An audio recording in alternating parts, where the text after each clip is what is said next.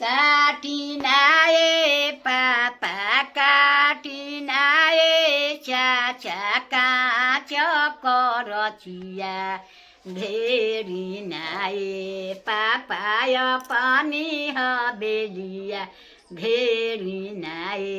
चाचाय पनि हबेलिया आई है छिनर के बेटा देखी है हबेलिया देखी है छिनर के बेटा देखी है हबेलिया कैसे मैं काटी बेटी कैसे मैं काटी बेटी काँच करचिया कैसे मैं घेरी बेटी अपनी हबेलिया आई है छिनर के बेटा देखी है हबेलिया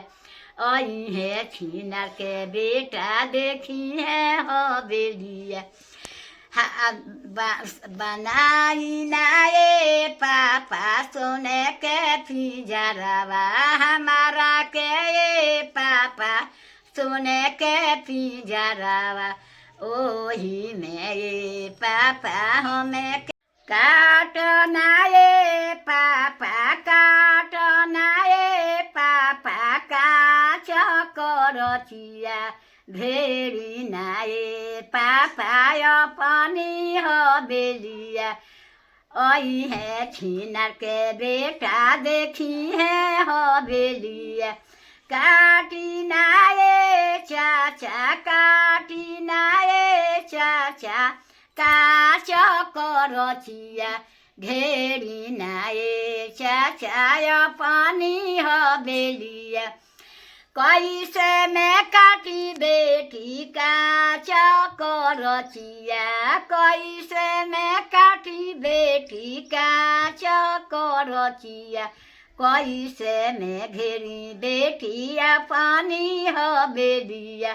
कैसे मैं घेरी बेटी अपनी हबेलिया आई है छिनर के बेटा देखी है हबेलिया आई है छिनर के बेटा देखी है हबेलिया काटनाए भैया काटनाए भैया काँच करचिया घेरनाए भैया पनि हबेलिया घेरनाए भैया पनि हबेलिया आई है छिनर के बेटा देखी है हबेलिया कैसे मैं काटी दीदिया कैसे मैं काटी दीदिया काँच करचिया कैसे मैं घेरी बबुनिक अपनी हबेलिया कैसे मैं घेरी बबुनी अपनी हबेलिया आई है छिनर के बेटा देखी है हबेलिया नहीं के पिंजरा बनई है पापा ओही पिंजरे हमें के छिपई है पापा ओही पिंजरे हमें के छिपई है पापा अयोध्या के लोग बरियतिया हरन ज्यादा बारे बेटी अयोध्या